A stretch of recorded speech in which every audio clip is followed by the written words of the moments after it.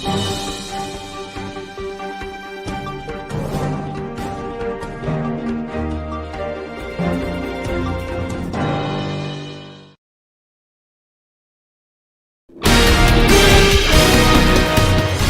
Democracy Forum is a not-for-profit organisation founded in 2009 under the patronage of Baroness Nicholson of Winterbourne. Its principal goal was to work for the furtherance of democracy, peace and the rule of law in order to counter religious fundamentalism and intolerance in our global communities. In an increasingly fractured world, this goal continues to be the driving force behind all of the Forum's activities.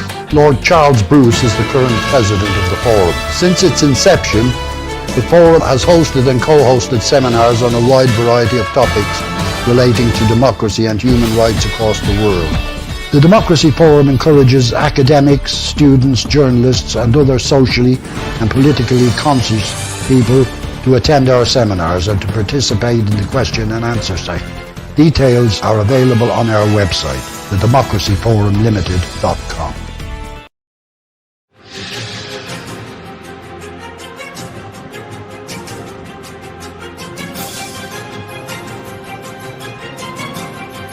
In March 1971, a bloody 9-month liberation war began. It culminated in the creation of Bangladesh, whose status as an independent nation was recognized on the 16th of December that year. To mark this 50th anniversary of Bangladesh's independence, the Democracy Forum will host a webinar charting the country's journey from a liberation war to Asian success story.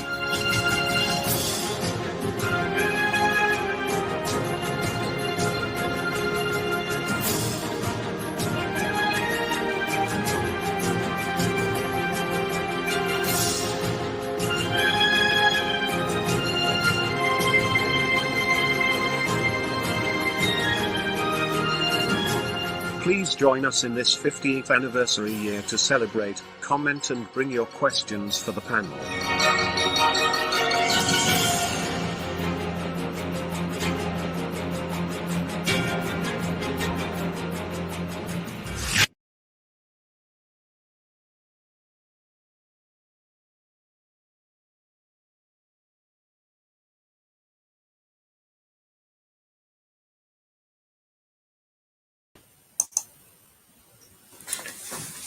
Hello and welcome everybody, wherever you are in the world, to this month's Democracy Forum debate, Bangladesh, then and now, from liberation war to nucleus of South Asia. Now, from mainstream Western news outlets, we hear little about Bangladesh outside of natural disasters, climate change, garment factories, and giving sanctuary to the fleeing Rohingya refugees from Myanmar. But this is a country of more than 160 million people, which in its 1971 War of Independence was also pivotal in reshaping the Cold War alignments. And now I'm fascinated, as I hope you are, to learn about its journey to become the nucleus of South Asia from an incredible panel. And the Democracy Forum is privileged to have with us the Bangladesh High Commissioner, Her Excellency Miss Saida Muna Tasneem. Following her will be Rehman Sobhan, Syed Badrul Ahsan, MJ Akbar and David Lewis. Summing up at the end from the heart of Britain's parliamentary democracy will be Barry Gardiner MP, chair of the Democracy Forum, who keeps an eagle eye on Asia and the Indo-Pacific. He will join the dots for us. And first we go to Democracy Forum President, Lord Charles Bruce, who with his customary concise insight will set out the context and canvas of our debate. Lord Bruce, the screen is yours.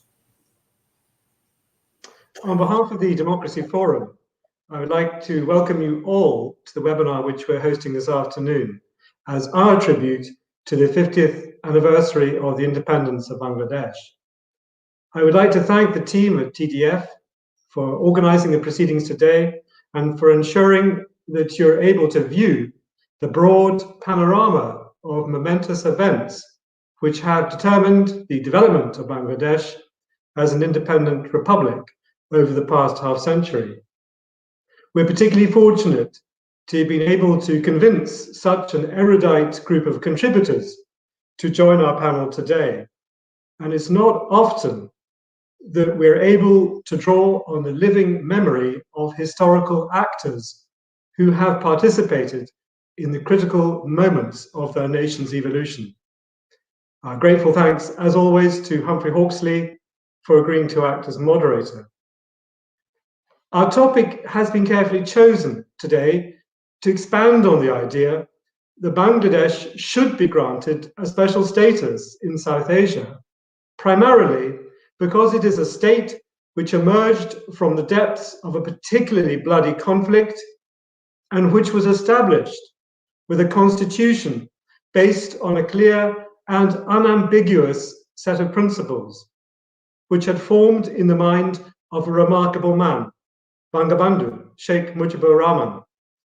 Indeed, the story of Bangladesh's birth pangs during the tumultuous year of war with Pakistan, which I'm sure will be recounted by our panelists today, is made more extraordinary by the fact that within a year of the declaration of a new state in 1971, such a conscionable and principled constitution should have emerged, built upon the four pillars of nationalism, secularism, democracy, and socialism, where independence and liberation advanced together, hand in hand.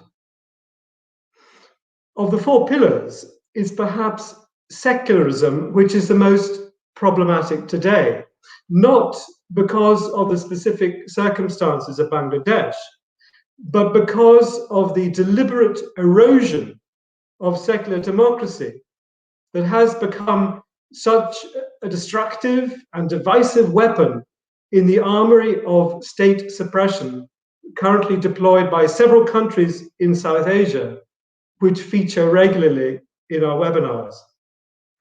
In a lecture given earlier this year at the London School of Economics to commemorate Bangladesh's milestone anniversary, the Nobel laureate, Amartya Sen, spoke movingly of Sheikh Mujibur's vision for his country and emphasized the golden thread of equity and the freedom to coexist, which links each of the four pillars of the Constitution. Indeed, it is Amartya Sen's view that the constitutional principle which the Sheikh entrusted to his country in 1972, in particular, the equal status given to religious practice and the exclusion of religion from politics, have descended intact and unbroken from the precepts of Emperor Akbar. And Amartya Sen notes that in his campaign speeches for the 1970 general elections, Mujibur did not hesitate to place the issue of equity between the different religious communities in front of the heterogeneous voting public. Commenting on this aspect of perennial idealism for the future existence of her country, the historian Ronak Jahan reminds us that although the guiding principles that lie behind the Constitution undoubtedly provide a framework for good governance, they also reflect the essential humanity of Bangabandhu, who confided to his diary 2 years before he was assassinated, "As a man, what concerns mankind concerns me." This abiding involvement is born of and nourished by love, enduring love, which gives meaning to my politics and to my very being. Perhaps it is this aspect of Bangladesh's destiny which sets a very high bar for the exercise of a state's responsibility to its citizens and to humanity. I hope that Bangabandhu's vision will stand undiminished as a moral and intellectual nucleus for South Asia for all time. Well, welcome to the webinar, and please feel free to pass on your comments to our panelists, who I'm sure will be delighted to answer them for you. Lord Charles Bruce, thank you for that. A state which emerged from the depths of a horrendous bloody conflict, but it established a constitution based on clear and unambiguous set of principles, which we will be debating in the time coming up. as Lord Bruce said, please send in your questions, challenge us, change our mindsets, make us think, make the audience think, and we will feed it into the debate. The High Commissioner for Bangladesh was due to join us now, but apparently they are having internet problems at the High Commission in London. So we are hoping that we will get her in due course. But if I could first bring us to open the debate to Professor Rehman Sobhan, who is going to talk to us about Bangladesh's development journey, transformation, and challenges. Now, Professor Sobhan is chair of Centre for Policy Dialogue. He has connections and fellowships and a huge list of contacts at Oxford, Columbia, Harvard, and in the early 1990s was a member of the Advisory Council on the Caretaker government that stepped in after the overthrow of President Hussein Mohammad Ershad, which finally set Bangladesh beginning on its current political path. And it was a story that I covered a lot for the BBC when I was based in Delhi. So Professor Sobhan, the screen is yours. Thank you. A great pleasure to be here. Begin my narrative, I was quite actively involved in the liberation struggle, and in fact have recently published the second volume of my memoirs of my days in the government of Sheikh Mujib, when we were attempting to create a nation state virtually out of the ashes of a liberation war. And I can point out that what I propose to do today is to identify perhaps 10 significant elements of the transformational nature of the journey from the time that we initiated the nation building process at the beginning of 1972. And then I will round up my presentation, because we have a very short time, to point out a few of the challenges which in fact relate to what Lord Bruce has identified as the founding pillars of our constitution. Now, to begin with, I think the most dramatic part of the story was the first 3 or 4 years when we actually constructed a nation state. I can't elaborate on that. Too much effort will be going into it, but it was a state which had been devastated by war, which had been hollowed out by the migration of an entire imperial class who were mostly non-Bengalis who ran away to Pakistan at the time of liberation. And we had to both construct a state and to revive an economy in that period. And this whole process was, of course, interrupted at a very crucial stage by the assassination of Bangabandhu, his family, and his close colleagues. So the story will be taken up after that by Badrul Ahsan, who will be covering what he terms as the dark ages, in which I hope he will also say something more about the element of secularism and its trajectory from that period on to the present. What I will do is to take up the narrative from there and to largely look at where we have in fact reached today in terms of the development transformation. Now, the most remarkable feature has been the rediscovery of a huge capacity for entrepreneurship in the people of Bangladesh, which was in fact liberated by the emergence of an independent nation state. Some of the features of this transformation are to be seen in the agrarian transformation, where over a period of a half century, we have quadrupled agricultural production. We have transformed ourselves from a monsoon agriculture to an irrigated agriculture, which has ensured much greater stability. We have diversified our crops. We have diversified into secondary products in agriculture and poultry, livestock. And we have now got a thriving non-agricultural economy, which in fact contributes even more to GDP than agriculture. So one of the features behind the rapid reduction in poverty in Bangladesh has been the dynamic of agriculture, mostly led by small peasants farming 1 to 5 acres of land at most, and mostly averaging around 2 to 2.5 acres. Now, the next feature I talk about is the entrepreneurial revolution. At the time of liberation, we had no entrepreneurial class. The dynamic was really provided by a state, and the state had to take on the major responsibility. But over the years, virtually out of nothing, but through massive state initial sponsorship with many elements of a negative downside, we did have the emergence of an entrepreneurial class. This has eventually given us the second largest garment exporting industry in the world after China in this period of time. This has also led to great backward linkage in the industry, diversification now of the economy. Bangladesh, in fact, which had one steel mill producing 100,000 tons of steel, now produces about 8 million tons of steel, which was quite beyond our imagination at the time of liberation. And we also now have a very dynamic small, medium, and micro-industrial sector emerging.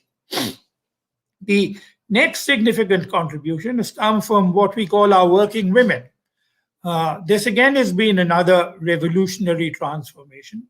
Part of this has come from the microcredit revolution, which has enabled something like about 30 million women to avail of credit and to, in fact, become gainful contributors to the economy, operating at the micro level, many from their own homesteads.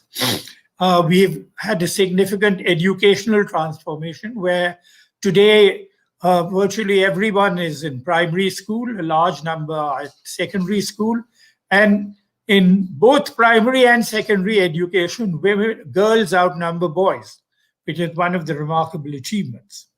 Women wage earners have been another revolutionary transformation.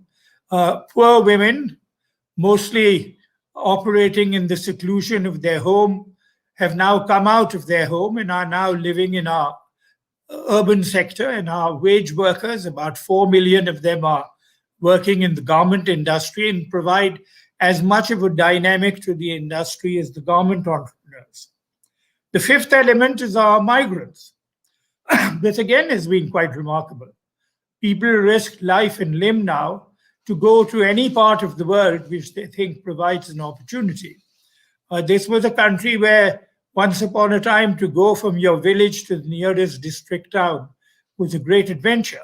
Now virtually every young person in Bangladesh refuses to recognize their village as their natural economic boundary and sees the world as their economic boundary. Whilst India has gone through periods of slight hysteria about Bangladeshis migrating to India, we now tend to bypass India and have gone all over the world because we look to the more dynamic sectors of the world and go there.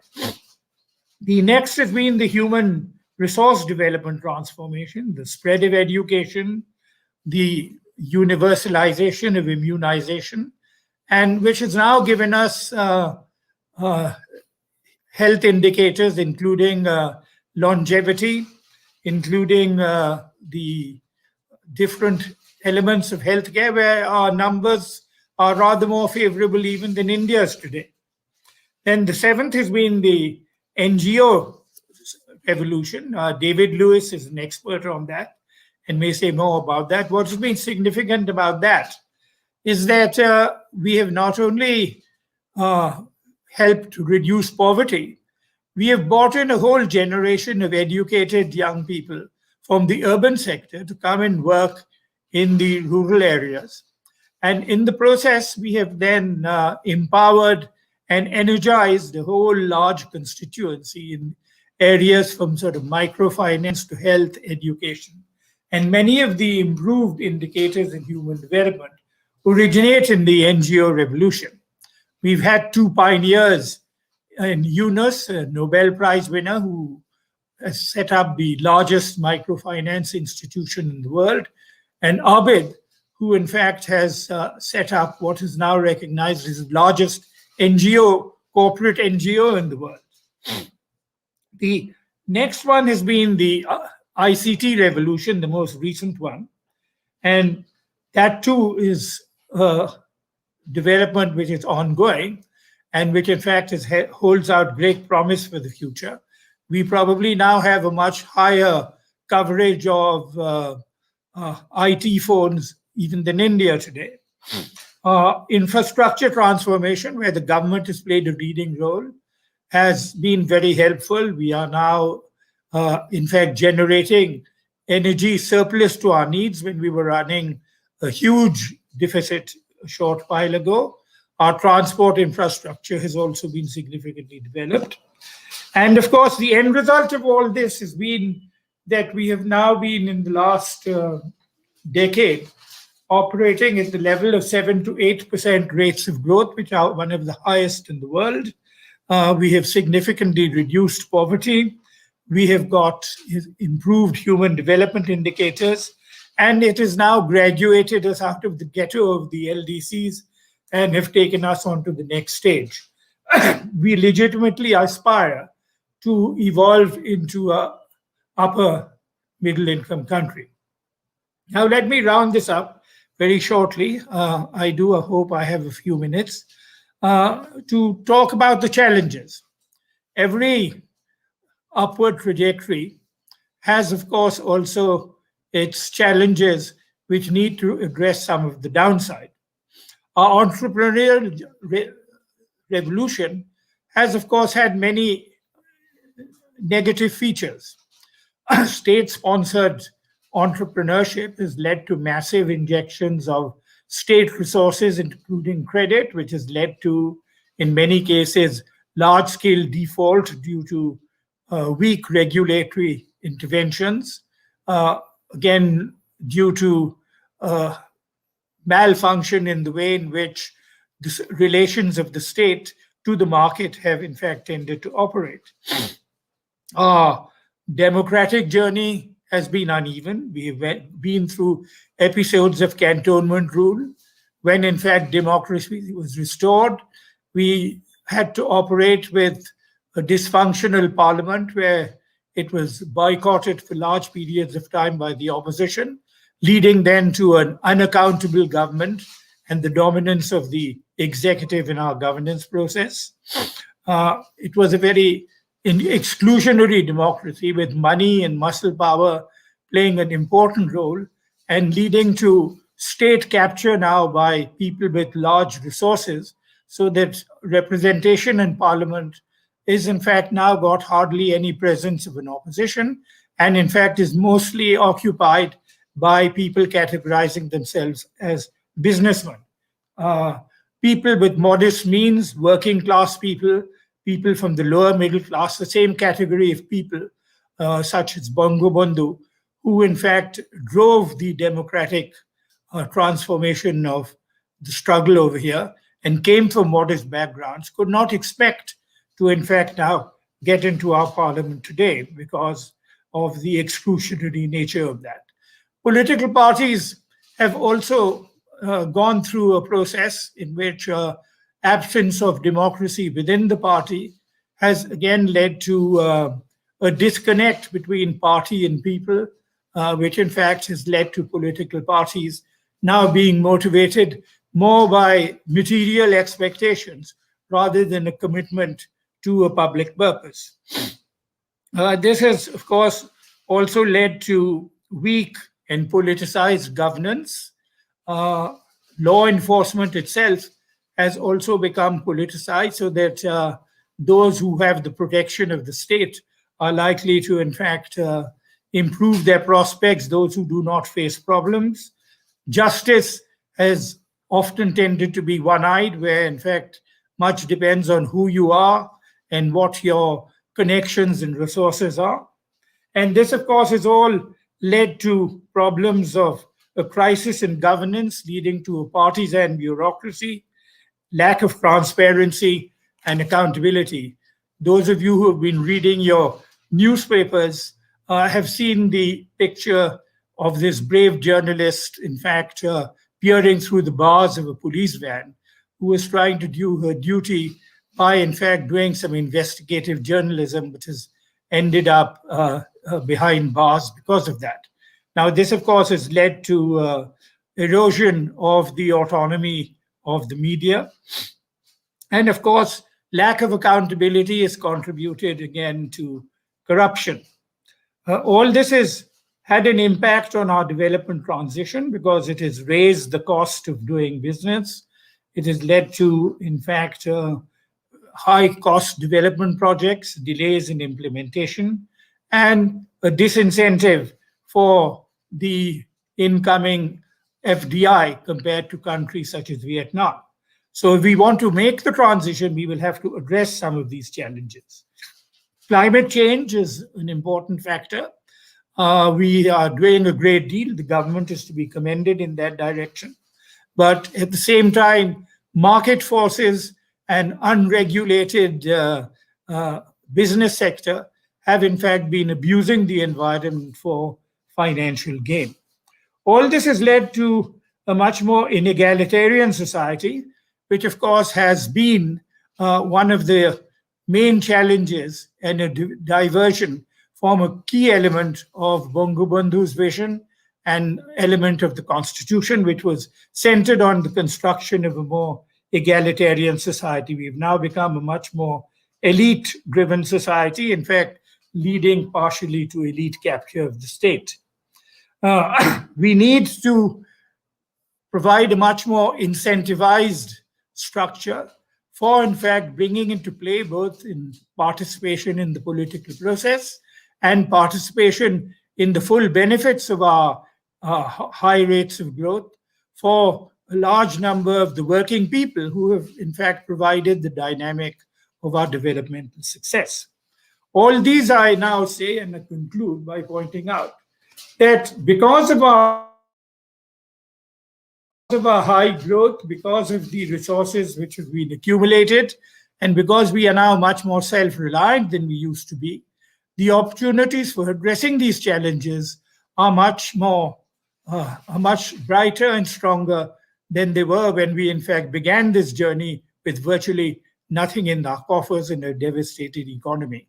How effectively we deal with this will depend on how rapidly we can restore the democratic traditions which in fact drove the liberation struggle and were so central to the founding pillars of the state. Here we look to the leadership of our Prime Minister as the heir of Bangabandhu to in fact use the opportunities that she has already created to in fact regenerate the democratic process and to move us towards a more egalitarian society than we have achieved. So even though we have reduced poverty, unless we address the problems of democratizing both economic and political opportunity, this will be a challenge which will in fact have more serious consequences for realizing our more ambitious development goals. Thank you.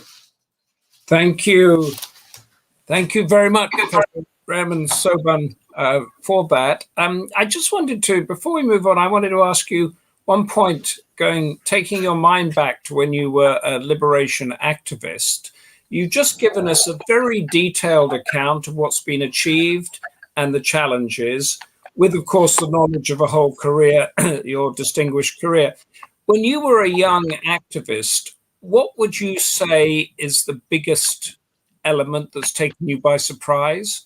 And what did you imagine Bangladesh would become as an independent nation? Well, I would say certainly that the biggest surprise would be the liberation of our entrepreneurial spirit, because essentially it has enabled us to move from a much more state-centric system to a more market-driven system. But of course, at the same time, we had expected that this would be, again, a much more democratized system, both economically and politically. And the disappointment has been that we have not been able to, in fact, establish that process.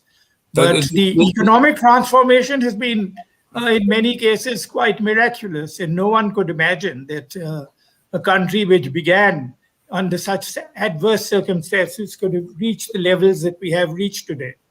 So essentially, the pleasant surprise is the economic transformation, the entrepreneurship, and the disappointment has been the level of democracy and the democratic institutions, which brings me beautifully on to Syed Badrul Ahsan, who's a veteran journalist, political commentator, author of many books, including From Rebel to Founding Father, Sheikh Mujibur Rahman, was published in 2013.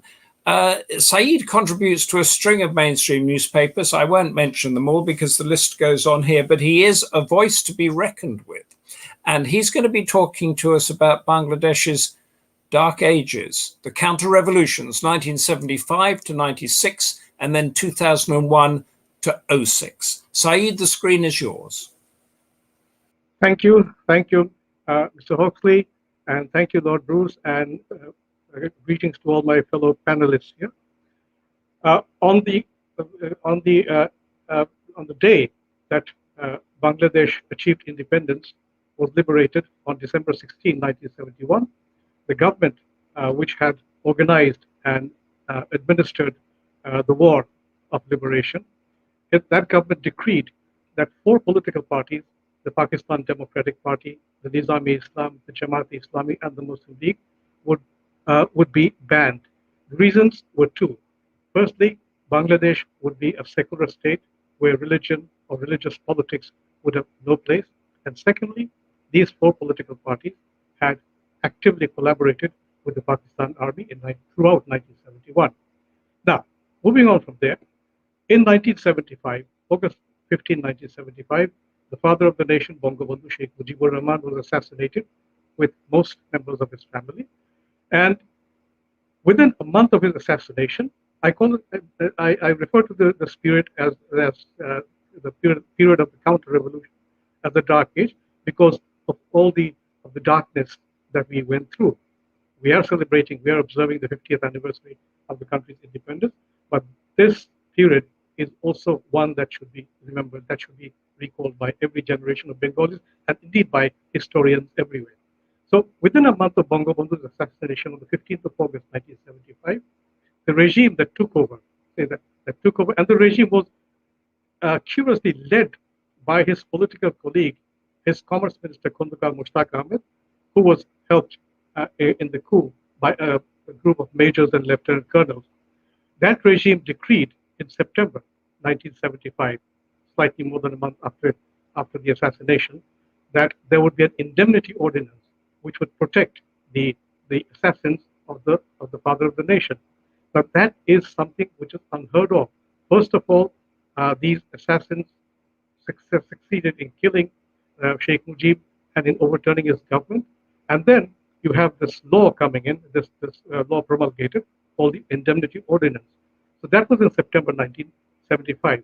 This Indemnity Ordinance was given constitutional sanction in 1979, when in February 1979, a parliament, which was elected during the time of the country's first military dictator, General Ziaur Rahman, that parliament decreed a 5th amendment to the constitution, and the indemnity ordinance was incorporated as part of that amendment.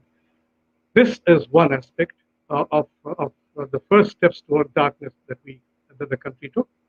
Then, amazingly, a good number of these assassins were sent off outside Bangladesh, sent off to different countries. One went to Japan, some went to Africa, some went to Pakistan as diplomats. So this was again another shock for us, indeed for civilized people everywhere. These assassins became diplomats. They served as diplomats, and the surprising thing is the countries to which they were sent as diplomats, they never inquired about their background, or perhaps they knew. Even so, they accepted these people as diplomats. At a certain point, these diplomats, some of these assassins, they formed a political party. The leader of the coup, Colonel Farooq Rahman, he formed a political party during the era of General Ershad, and he called it the Freedom Party. And he even took part in the presidential election in 1988. He lost the election, of course, but then this is scandalous. This was scandalous behavior on the part of the powers that were at the time. And another member of the Freedom Party, he eventually succeeded in becoming a member of parliament during the period of the second government of the government of General Zia's widow Khalida Zia. So you have this indemnity ordinance, you have the Fifth Amendment, you have these assassins becoming diplomats, forming a political party, entering parliament. Now, the other point about our dark ages, we began as a secular, democratic, Bengali nationalistic country in 1971. And our political leaders from Bangabandhu to all the others, their struggle for 25 years, for the 24 years, in fact, from 1947 to 1971, was always for a democratic form of government in Pakistan. So when Bangladesh came into existence, the idea was that there would always be a democracy, there would be parliamentary democracy, and there would be regular elections through which people could choose their representatives. But ironically, after 1975, between 1975 and 1982, we had two military rulers who imposed martial law on the country. General Ziaur Rahman, who was there from November 1975 up to his assassination in May 1981, and then from March 1982 to December 1980, the second military ruler, General Hussain Mohammad Shah. So we have had these two dictators, both seizing power through undemocratic means. But in that period, during that stage of our history, there were 19 abortive coups against General Zia. And in the process, again, a whole lot of military officers, most of them who had fought in the Liberation War, who had organized the Mukti Bahini or the Liberation Army, they died, they were killed, one after the other.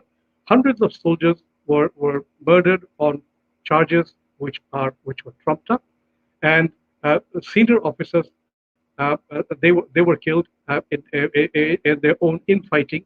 So this went on till September 1981, when 13 military officers were hanged after a trial which keeps raising questions, after secret trial, and they were hanged on charges of being behind the assassination of General Zia. Zia was a freedom fighter. These officers were also freedom fighters, but we still don't know what led to their assassination. Another freedom fighter, Colonel Tahir, he was also subjected to a secret trial in July 1976 by General Zia. He had been an associate of General Zia in 1975. He too went through a secret trial and he was hanged.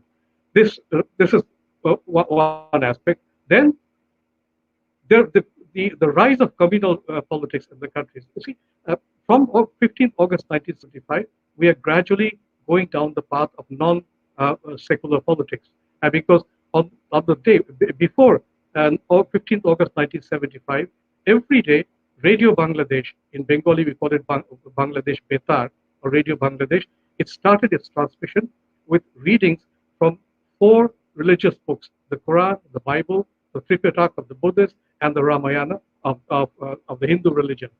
On the 15th of August, everything changed, and they started reading only from the Quran, and Islamic salutations began to be drilled into our consciousness. So these apart from this dictatorship, this dictatorial rule, what they did was in December 1975, the regime of General Zia, it repealed the Collaborators Ordinance. The Collaborators Ordinance had come into existence in 1972, and at one point, Sheikh Mujibur Rahman's government, in a move of general clemency, it pardoned some collaborators, those who had not been actively involved in murder and rape and pillage. But 11,000 collaborators were still in prison. But then the removal of the Collaborators Ordinance in December 1975, it allowed these collaborators to go free. Surprisingly, again, something we don't expect, we haven't seen anything like this in countries like Germany or in Japan. We have not had the spectacle of Nazis coming back to power or the Japanese militaries coming back to power. But in Bangladesh, the very communal forces, Bengali religious communal forces which had collaborated with the Pakistan occupation army, they were given a free rein. The politics was desecularized, and the Jamaat Islami, the Muslim League, and all the other religion-based political parties, they came back, and a good number of them ended up being ministers in the regimes of General Zia, General Eshar, and Khaled Zia. So this was again another people who had actively opposed Bangladesh and who were on the record, and whose their testimony to their role in history that was ignored, and these people became people who actively thought in December, towards the end of December 1971, that Bangladesh, quote unquote, would be an illegitimate child of India. They happily became ministers in Bangladesh. So, of course, the good thing is later on, Sheikh Hasina's government, they were tried. They were tried, and a whole lot of them, a good number of them, went to the gallows. Not that we are happy about their going to the gallows, but the fact is, these people should have been punished, should have paid, should have had their comeuppance. That didn't happen. Now, so then again, before coming to the end, I would like to say here that the history that we were treated to between 1975 and 1996, 21 years, that was sanitized history. Earlier, till 1975, till August 1970. Oh yes, there's one other point. In 1975, again, November 4th, the four main personalities, political leaders behind the Mujibnagar government of 1971, they were murdered, assassinated in the so-called secure confinement of Dhaka Central Jail. So that's another blot on our history. So in these 21 years, we were treated to sanitize history. Every year, when we celebrated Victory Day, or Victory Day on December 16th, or Independence Day on March 26th, prior to November 1970, prior to August 1975, we always made it a point to mention that there was a war which the Bengali nation waged against the Pakistan occupation army. After August 1975, newspapers, the media, and radio and television, on strict instructions of the regime, they carefully left out the word Pakistan, and they only mentioned occupation army. You have the idea, you would get the idea that suddenly one fine morning the Bengali nation woke up from sleep and waged war and became independent. Sheikh Mujibur Rahman and all his political colleagues, they were airbrushed out of history. For 21 years, we didn't hear Sheikh Mujib's name mentioned in any article, in any commentary, not on the radio, not on television. And then again, after 1975, in the 21 years prior to 1975, there were certain questions of diplomacy which the government was engaged in with the government of Pakistan, essentially a sharing of the assets and liabilities of pre-1971 Pakistan. That question was dropped. No government in those 21 years mentioned it. Then again, one of the biggest points of damage, very damaging to our country, was the fact of Bangladeshi nationalism being brought in. Now, we were Bengalis, we are Bengalis, we went to war on the basis of Bengali nationalism. Our entire democratic struggle in the 24 years of Pakistan was based on Bengali nationalism. But then these military regimes, they came in with their own sanitized version of nationalism. They called it Bangladeshi nationalism, which essentially meant they removed secularism from the constitution. They removed socialism from the constitution. In place of secularism, they expressed their belief in Allah. And this step was carried a little forward again by the second military dictator, General Eshar, when he imposed Islam as the religion of the state. Islam is the religion of the majority, of course. But then what was happening here was a majoritarian religion was being imposed in the country. That effectively made second classes of other religious groups, Hindus, Christians, Buddhists, and others. And finally, these regimes, they played very particular roles, very active roles in breaking up political parties. General Zia, he said money would be no problem, but money was a problem.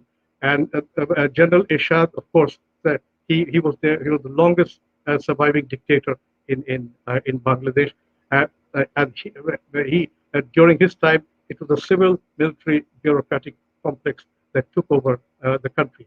And then again, finally, while talking, I've just spoken about the period from 1975 to 1996. Again, from 2001 to 2006, 5 years of the government led by Begum Khaleda Zia.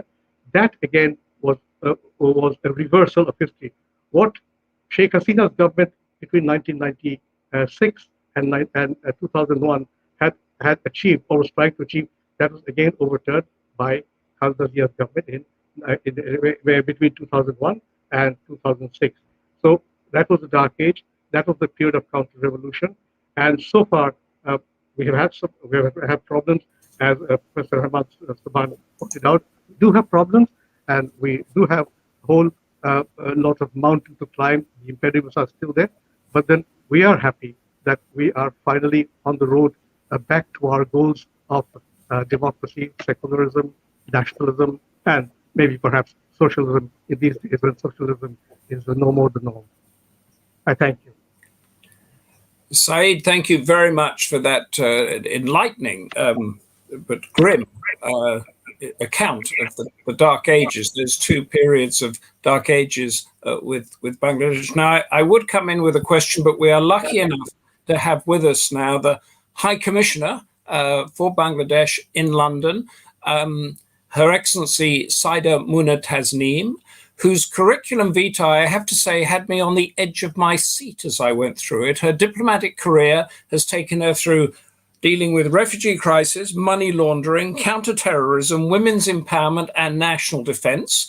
It's an incredible list. And now we have your country, High Commissioner, at the nucleus of South Asia. So without further ado, High Commissioner Tasneem, the screen is yours.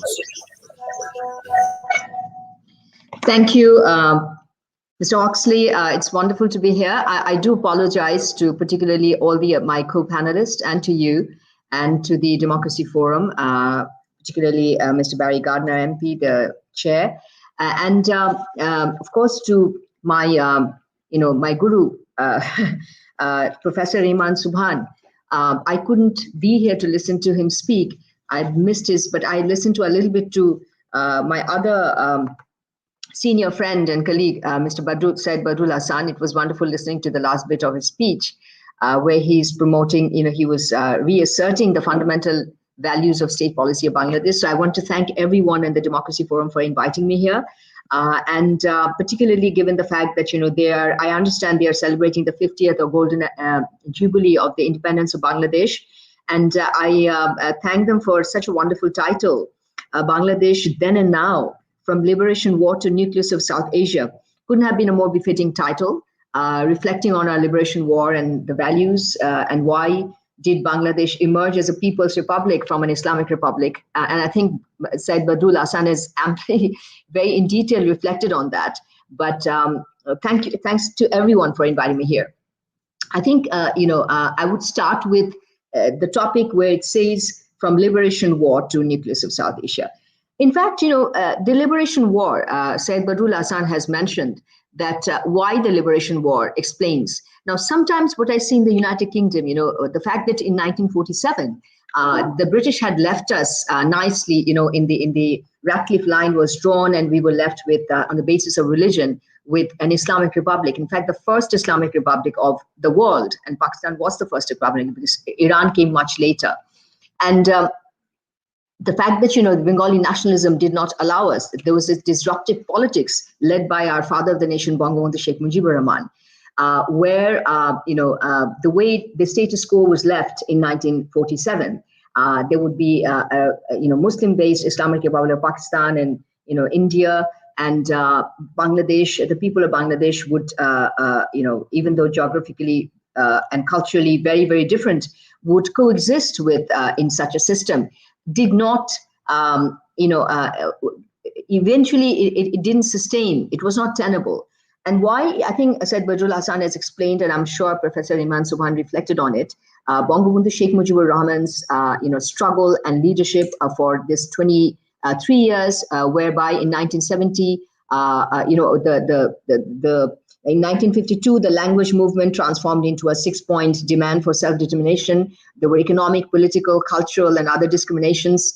And based on that, and suppression and oppression, and then 1970 general elections, and democratic power was not handed over to the Bengalis. Basically, it was impossible to think that a Bengali leader would become the Prime Minister of Pakistan. That was the main reason. Now, if we look at in 1971, our liberation war, through the liberation war, actually at that time also Bangladesh was, without realizing, quite at the epicenter of South Asia. Now today you're saying we're the nucleus of South Asia, but what happened in 1971? The U.S. President Nixon in December 1971, the U.S. 7th Fleet Task Force 74 was proceeding towards the Bay of Bengal in December 1971. And at the same time, Russia dispatched a nuclear-armed flotilla from Vladivostok on December 13, 1971, under command of Admiral Krukiakov, the commander of the 10th Operative Battle Group, the Pacific Fleet, it was called. Quite often we hear 1971 was an India-Pakistan war. Why is that? Because even in 1971, Bangladesh emerged, the very emergence of Bangladesh, the creation of Bangladesh under the leadership of Bangladesh's founding father, a very firebrand Bengali nationalist leader, Bangabandhu Sheikh Mujibur Rahman, was a disruption in the status quo. And, the geopolitics had to take over. It was actually, many say that, it was a war between it was at the peak of Cold War, and Bangladesh was born at the peak of Cold War, where US had sent a fleet, Russia was sending a fleet. In the UN Security Council, there were 2 times there was this veto that was being planned by China, when it came to sending a peacekeeping mission to Bangladesh to end the liberation war of Bangladesh. So there, we have friends such as Russia. We had in 1971 friends such as Russia supporting us, India supporting us. And, particularly, I know Mr. M.J. Akbar will be speaking here. So I'd like to particularly pay a tribute to, the armed forces of India and the Indian government, Srimati Indira Gandhi, who had supported Bangladesh's war of liberation and stood next to us, and also United Kingdom and the Bengali British diaspora here. And many politicians in the during 1971 who joined the Trafalgar Square demonstrations supporting the Bangladesh war of liberation, providing moral, political, humanitarian support to our freedom fighters. So, and of course, in 1972, on 8th of January, when Bangabandhu Sheikh Mujibur Rahman was released from Pakistan jail, he came here and Prime Minister Edward Heath addressed him, and sort of it was a de facto recognition of him as the president of Bangladesh. He was received very warmly. And in August 1971, in India in April, we had raised our flag. And while the war was going on, and the second country where Bangladesh raised its flag and opened its diplomatic mission during the War of Liberation in August 1971 was the United Kingdom. So I think that these 2 countries are extremely politically significant in our 1971 war and the support that we had received. So from that perspective, in 1971, Bangladesh emerged as a people's republic based on 4 fundamental state principles, which has already been mentioned: democracy, Bengali nationalism, secularism. And of course, it was socialism at that time, and now it's social justice. But at the same time, based on why is it that even Bangabandhu Sheikh Mujib was encouraged by many Islamic leaders that why don't you create an Islamic Republic of Bangladesh? But he declined that, and he said that the very discrimination that we had witnessed for 23 years is the basis and is the rationale as to why we need a secular, inclusive country where religion-based politics should not be allowed. And therefore, in 1972, we had a secular constitution. We were born as not as an Islamic republic, but we were born as a people's republic. And if you look at in the last 50 years of Bangladesh history, I think Syed Badrul Ahsan reflected on it quite a bit, the political history. But from there, what I wanted to say is that even in 1971 war, Bangladesh continued to be at the epicenter of global geopolitics and regional geopolitics. But again, it was the Bengali people who decided their fate and decided to disrupt the status quo and come out as a third state in the post-colonial South Asia, where in post-colonial South Asia it was decided there will be only two states, Pakistan and India, but there was this third state and reality that emerged in 1971 war, and the strategic importance of Bangladesh has not, in 1971 was no less than it is today. The fact that today, Bangladesh is seen as the nucleus of South Asia. We were still, as a Bengali nation, we're very much the nucleus of South Asia even then. So I think that from that perspective, we can reflect on how we have evolved as a nation and why we have evolved to what we have today. I can reflect on that. As today's Bangladesh, just yesterday, IMF had declared that Bangladesh's per capita income has exceeded, is 2,227, and it has exceeded India's per capita last year. But what is important, this kind of comparisons are quite unfair because, Bangladesh is a small country, our GDP definitely is growing. But what is important is if we do self-reflection, in last 12 years, in one decade, Bangladesh's GDP has grown 190%. That means from 100 billion to 310 billion. And we are slotted to become the 23rd largest economy by 2035. And today, if you see during post-COVID, our growth in post-COVID, we've had a record high foreign reserves. We've had a record high remittance. We've had a record high foreign investment pledge in 2020, about 3 billion, and it was top 5 countries in the world. This is again an IMF study that says that apart from India, Brazil, Mexico, China, countries such as that, Bangladesh is the 5th country that has registered 3 billion and one of the top 5 foreign investment pledges.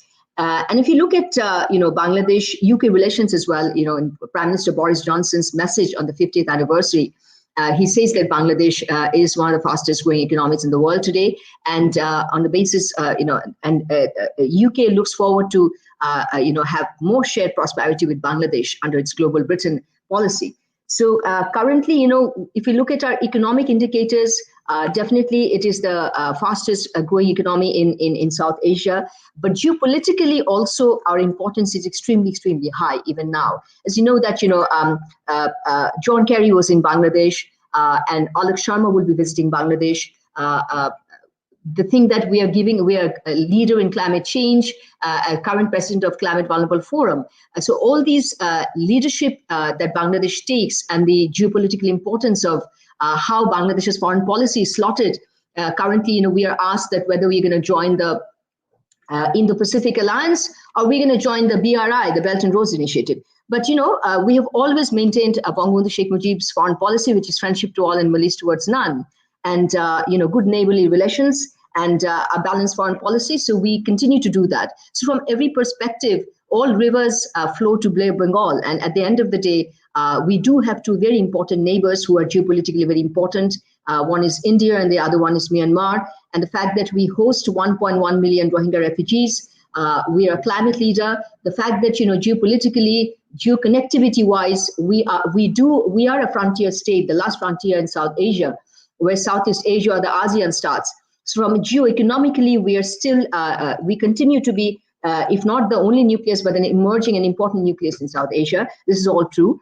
And at the same time, today, Bangladesh's social indicators also are very impressive, and World Economic Forum keeps on, repeating it every year that, in women empowerment, we are the 7th global gender gap index. We're the 7th politically empowered country, women empowerment perspective in the world, and within 163 countries, our position is 50, which is top in South Asia when it comes to women empowerment. At the same time, when you look at the Global Counterterrorism Index, out of 163 countries, Bangladesh's position is 33. So we have in the Global Counterterrorism, Counter-Extremism Index, that is one of the pillars of Bangladesh's leadership right now. And coming back to why is Bangladesh doing so, is emerging as this nucleus of South Asia. But actually, I would go beyond that. It's not only South Asia, it's Asia and globally. I think our leadership is, one of the key reasons is the leadership of Prime Minister Sheikh Hasina, who is a very visionary leader. in 2009, when there was no digital economic vision of any South Asian country. She declared Digital Bangladesh, Vision for Bangladesh. And today, as a result, we have 99% mobile phone penetration.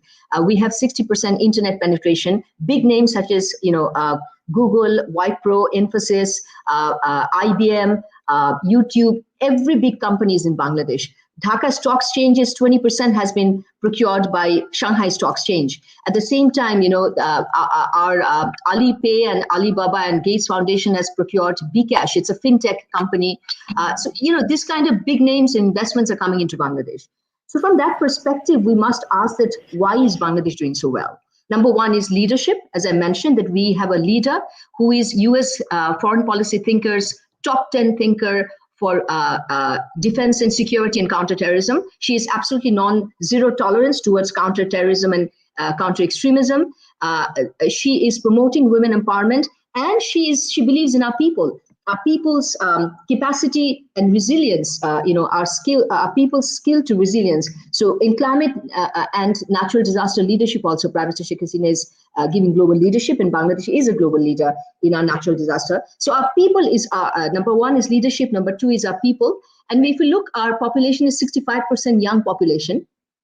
And this is going to be a demographic dividend that Bangladesh will continue to enjoy until 2040 and perhaps even beyond. So our hardworking people and resilient people, and of course, our social fiscal policies. And we will continue to, our foreign policy is extremely important, I think plays a very important role. And of course, our civil society. And here, today we have Professor Rehman Sobhan, CPD, a very prominent organization and civil society organization. We have many more like that. And also the fact that, democracy plays an important role in Bangladesh and will continue to play this democratic and pluralism and pluralistic societies. These are very important values. Now, I would end with what kind of Bangladesh UK would like to see in next 50 years.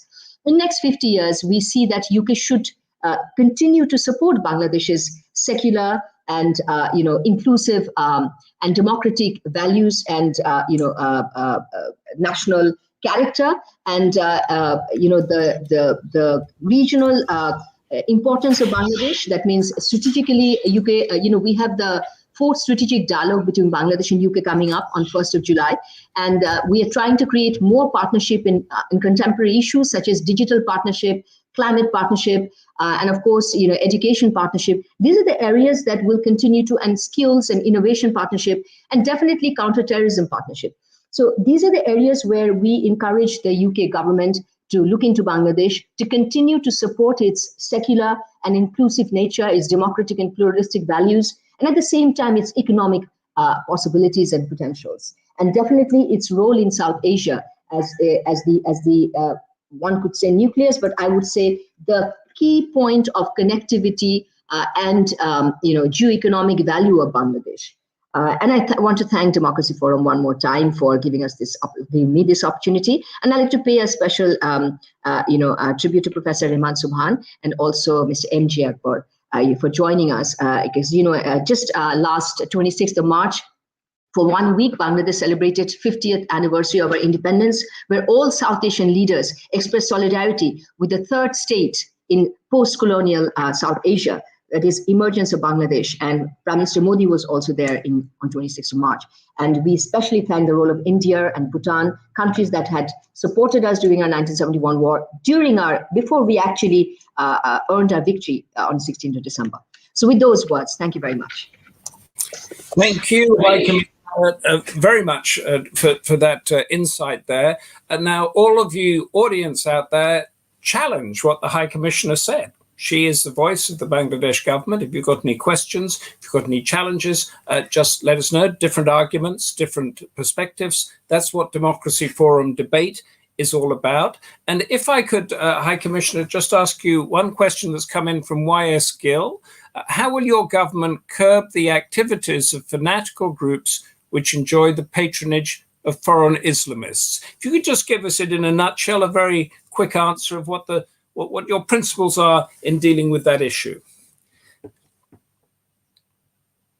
Thank you very much. I think I have reflected in it already that, Prime Minister Sheikh Hasina over the past decade had, our counterterrorism index and global counterterrorism performance has only gone up and up, just like our human development index. And it's a non-compromising position on part of our current leadership, which absolutely detours the 1971 values. In 1971 also, Bangabandhu Sheikh Mujib's position was there will be no religion-based politics in Bangladesh. And not 1971, 2000. Yeah, but this is the mistake people make. You have to connect 1971 to now, because the ideological conflict continues. In 1971, it was an there is the majority Bengali who believed in secularism and not religion-based politics and fundamentalism.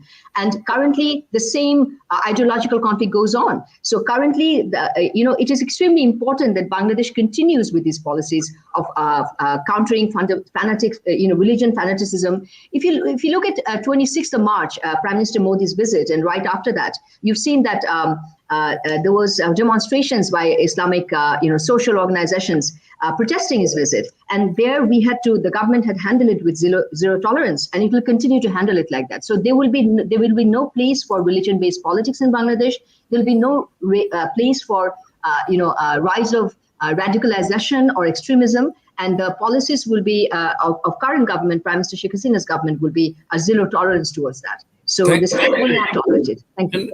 Thank you. And fascinating that the same strands that created the war on terror and all that stuff that we've been going on were there in 1971, and they are there now, and Bangladesh is dealing with them in the same way over that vast period of time. Thank you very much. Please stay with us, High Commissioner, if you have time, because we're now going to MJ Akbar, who's a member of the upper house of the Indian Parliament, the British equivalent to the House of Lords, journalist, publisher, author of many books. And I remember very much, MJ Akbar, the groundbreaking Shade of Swords, which explained the forces behind 9/11 and beyond that we were just referring to in that discussion with the High Commissioner.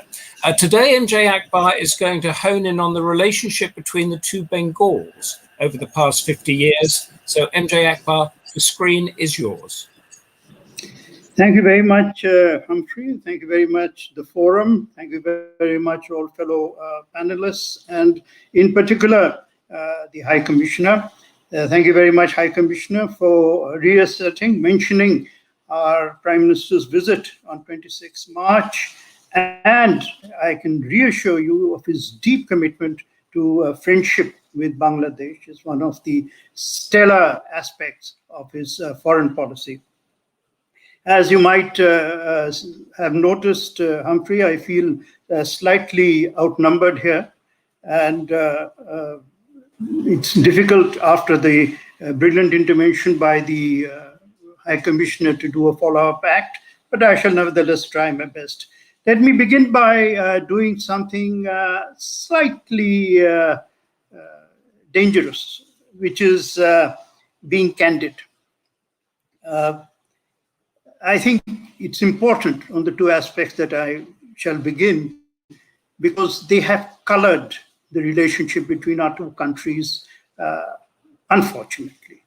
The first is a canard that the father of Bangladesh, Sheikh Mujibur Rahman, Sheikh Saab, was pro-Indian. Sheikh Saab was pro-Bangladesh. Sheikh Saab, those who know of him, we unfortunately had never had the privilege of meeting him. I was only a very, very junior trainee or something when, he emerged in 71. But I've read his biography, and anyone who has spent his life looking at the future of his country's nationalism, his country's Bengali nationalism, as has been said, speaking about from the time that he heard Jinnah's speech in 1948, denying Bengal, the Bengali language. Anyone who has read his life would know instinctively, intellectually, that Sheikh Saab was a nationalist for his country. Equally, the second canard is that India has had some kind of neo-colonial intentions upon Bangladesh. And this is an absurdity. This is an ahistorical, I'm afraid I feel like using a harsh word, stupidity. India is proud of its fight against colonialism. British colonialism, and in that sense, European colonialism really took roots in Bengal and India. This is where it began. And it was India that together fought back against colonialism, ended colonialism. And after 1947, European colonialism really could not survive anywhere. So we, in fact, value friendship. When we see and hear statistics about Bangladesh's prosperity, it makes us as happy as anyone in Bangladesh, because economic prosperity is a beneficial to everyone in the region. Now, what did Sheikh Saab want vis-a-vis India? He wanted something that had been missing for the 3 decades since 47. He wanted friendship. That is what India wanted, friendship. And this friendship was commemorated in the treaty of, I think, March 1971. And this friendship also had an immediate kind of impact. It set up Joint Rivers Commission, which then did good work. It took time. And it took time. Why? What was the fundamental difference between what Sheikh Saab started and what continued to a large extent? I will not say that it continued consistently, but it did continue. Is that basically Bangladesh reversed what might be called Karachi's and Islamabad's policy towards India. What is the Pakistani policy towards India? It is based on a premise that unless every problem is solved, nothing else shall be solved. Now, this is to anyone who has even a marginal understanding of diplomacy, a non-starter, if not an absurdity. It is the kind of objective that warmongers seek, to solve all problems with one instant action. Those who believe in peace and dialogue know that solutions are a step-by-step effort. And so, when we had this step-by-step effort, let's say on one of our critical problems between the two Bengals, which is the problem of water. We had a problem with water because of the desilting, because of the silting of Hooghly downstream, right, which led to the Farakka. Bangladesh had problems as a lower riparian. It took a while. It was Morarji Desai who signed, I think, the first agreement with Bangladesh on water sharing. And it took Sheikh Hasina and Prime Minister Devegowda another more years in order to come to a decision or to an agreement on Farakka, a decision in which Jyoti Basu, Chief Minister of West Bengal, played a very significant part, as indeed Bengal had to play in solving what would be problems which involve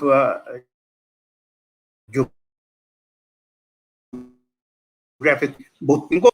This really is the process through which two nations have now created a very important aspect of our relationships, and that is the peace dividend. This peace dividend has managed to solve problems that were considered insoluble.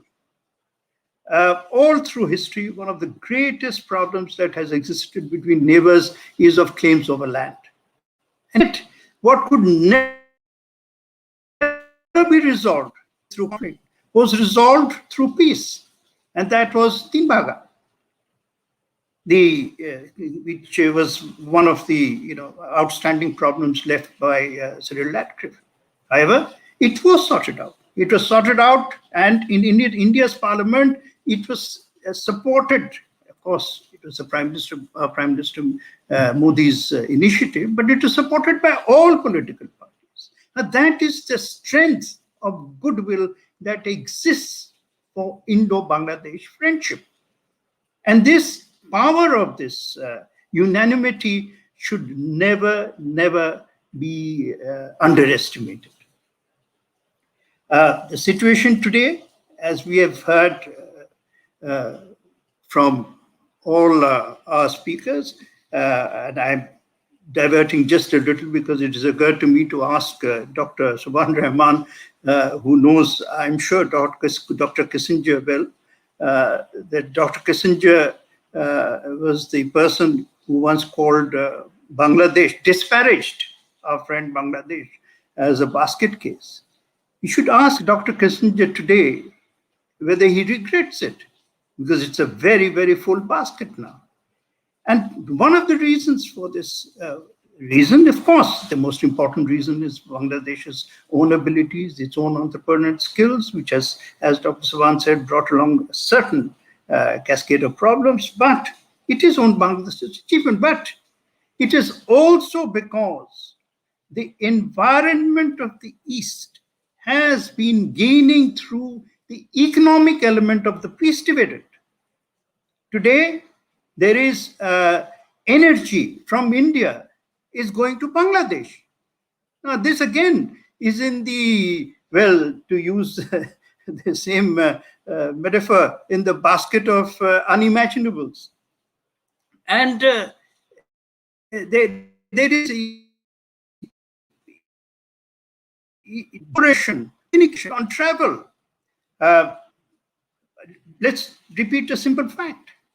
Today, between India and Pakistan, well, let's, pro-COVID, post-COVID times, you can barely fill two flights a week.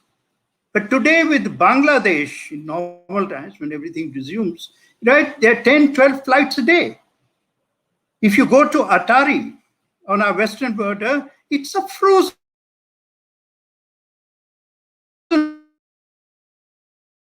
border. It's a friendly border. It's a border like European border with visa. And you can cross in 10 minutes, 15 minutes. People are doing it normally. This is how civilized nations and neighbors must live. And this is what we aspire to. This is the connectivities that have emerged, have helped create an environment in which the whole of the Eastern region is now being able to look at an economic future, but it's definitely going to be possible over the next 10, 15 years. Look at the cooperation that we have seen, and this is happening perhaps not in the headlines, but certainly below the headlines, between the two Bengals, between Dhaka and Delhi, and between the two nations, the cooperation in the struggle against terrorism. It's a very important fact, because nothing can disrupt a nation as easily and as dramatically and as maliciously as terrorism. Bangladesh has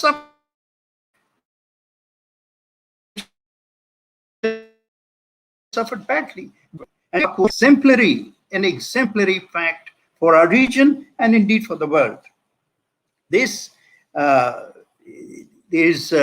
is cooperation in what is known as medical tourism. There's cooperation. Most of all, I think what keeps us together is a commitment to common values of democracy, of pluralism, of multi-faith harmony, of commitment, hope to economic equity. Maybe no nation can achieve economic equality, but we have to create conditions in which the poor get a far larger share of the economic pie than anyone else. Because without raising the level, eliminating poverty, we are not going to achieve anything at all. The rest of the achievements will pay statistically. Now, when it comes to thought of the nucleus. I'm sorry to, but your internet audio is going all over the place. So I wondered if we could, perhaps move on and then come back and hope that in the Q&A and hope that it improves, because you're dropping out an awful lot at the moment. Well, I was just going to make one point, and then I'll have leave the screen wholly back to you. Okay, if we can hear it. Yes. And that's how we are having a post tornado situation here, and it's raining like a monsoon.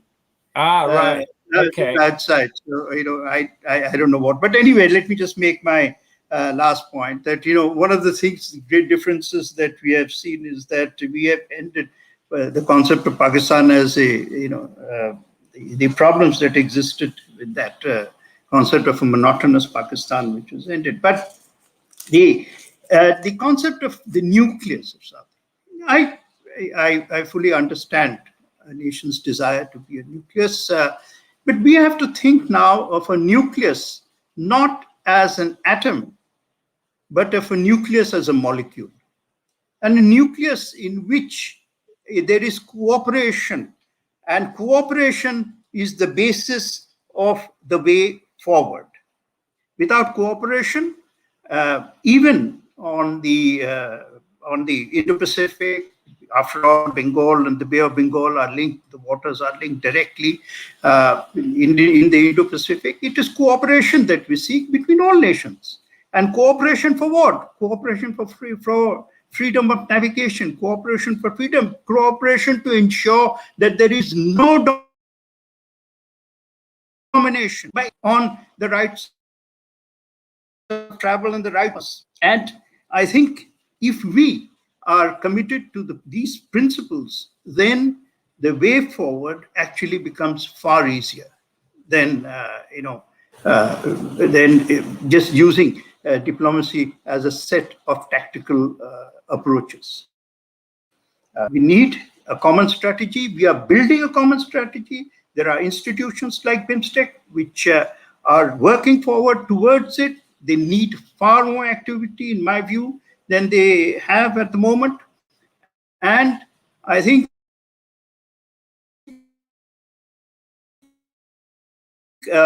commitment of nation of India that they bring to the table, the commitment of their vision forward, is one of the healthiest aspects as we look ahead. And I think if that commitment gets the right environment, particularly as we seek to rescue our economies from this terrible havoc created by COVID, it's an opportunity to actually work together and create the economy for the next generation that I think the leaderships and the people have dreamt of. Thank you, Humphrey. Well, thank you for pioneering your way through the technology there, and thank you for an excellent presentation. A couple of points that all the panelists, I hope, would think over that are coming through. One from Sonia Khan, who asks about increasingly bipolar in its vision and equal intolerance between secularists and Islamists on each other's views. No need for an answer right now, but that'll be coming up. I want to get to an answer on that. And the other one is to what extent could Bangladesh become a proxy or tied up in the Indo-China or China-US situation that's developing? These are two issues that I'd like to explore during the Q&A. But before that, we're going to go to David Lewis, Professor of Social Policy and Development at the London School of Economics.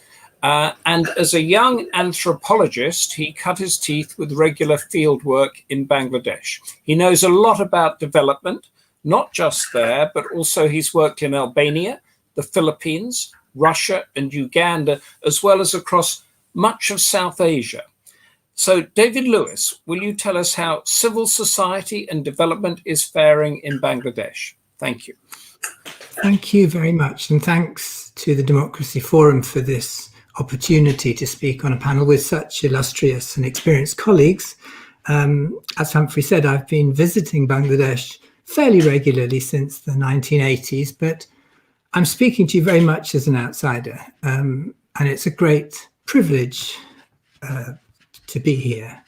So I'm going to talk a little bit, I'm at risk of repeating some of what's been said, but I'm going to talk a little bit about the achievements of Bangladesh's 50-year journey.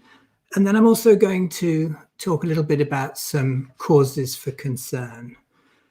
So the 50-year journey of Bangladesh, I think, is one that would impress any student of development.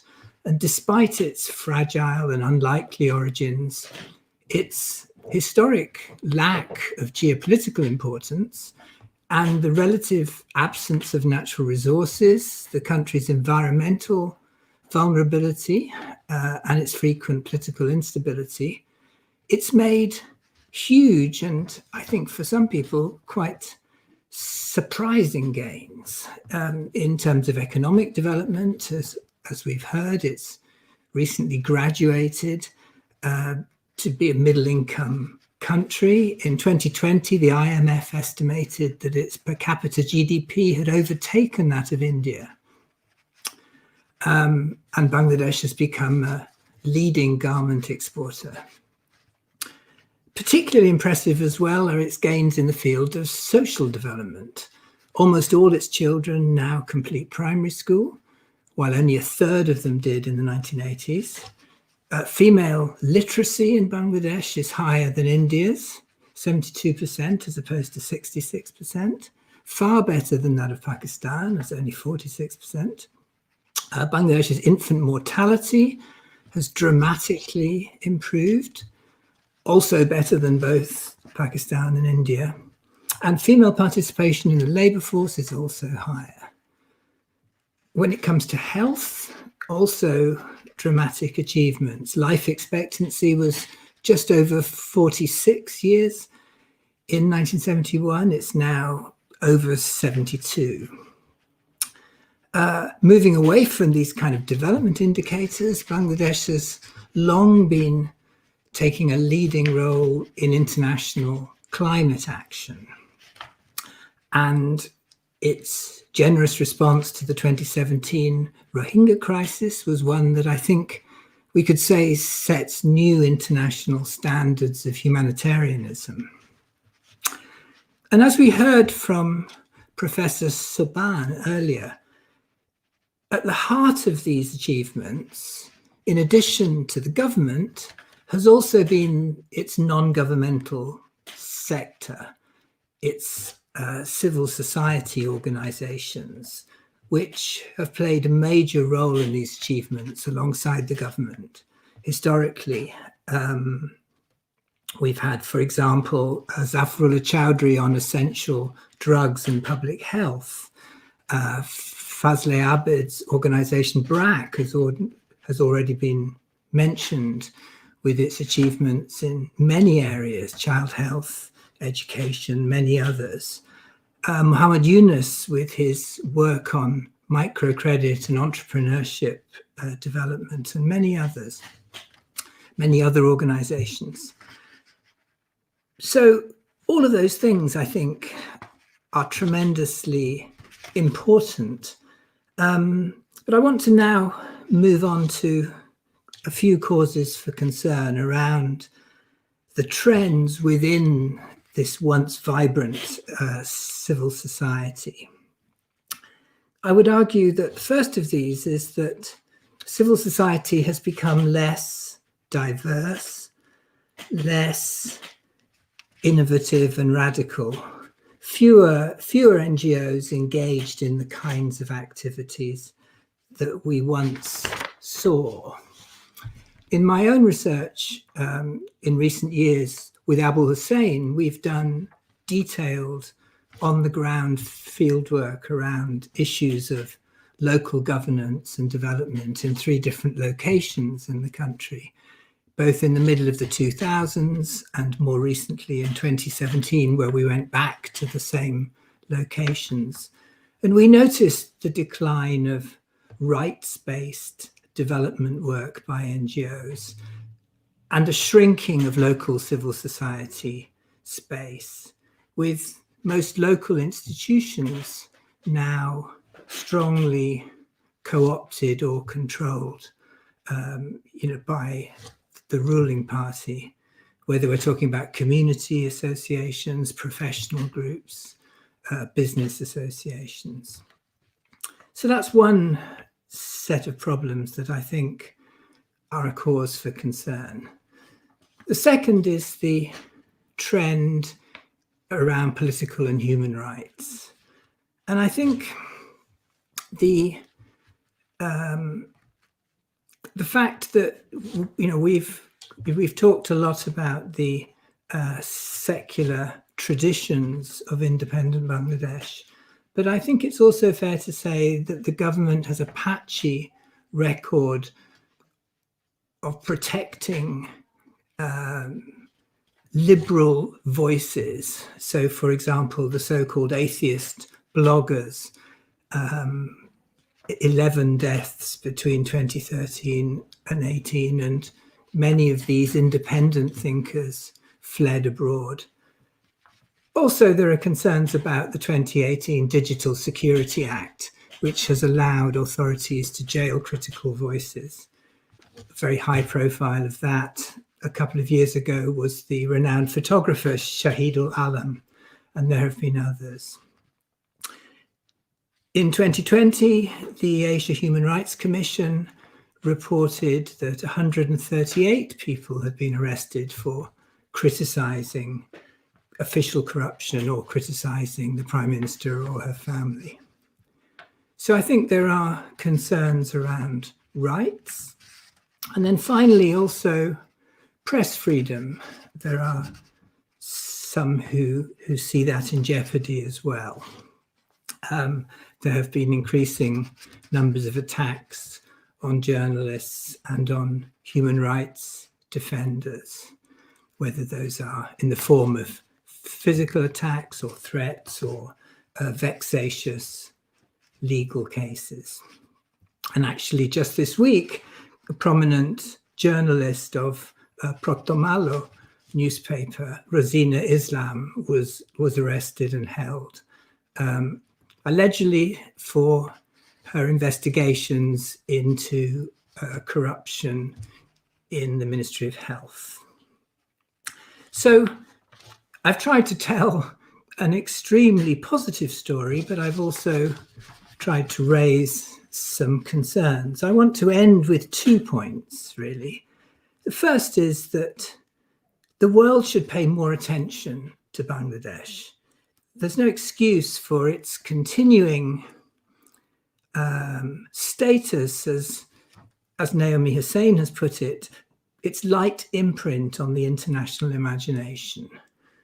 We should know more about Bangladesh, and we should take more interest in it.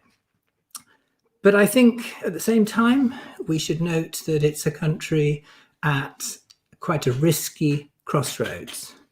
And I hope very much that the idea of repression in the name of economic development is not held as a way to go, because I think that there's a risk that the concerns around democracy and human rights can threaten these impressive achievements. So thank you very much. Thank you, David, very much for that. And rather than go to you to follow up on something, I think I'd like to go straight to the High Commissioner. You're still here. Excellent. David talked about a regression of human rights and arrests, that sort of thing. And he also mentioned, of course, is it repression in order for economic gain? Could you give us a brief response to, is there backtracking of human rights, respect for human rights in Bangladesh? And if so, why? Thank you, Humphrey, very much. I was very interesting comments by Professor David. And also, I want to thank him for praising some of the positive sides of Bangladesh.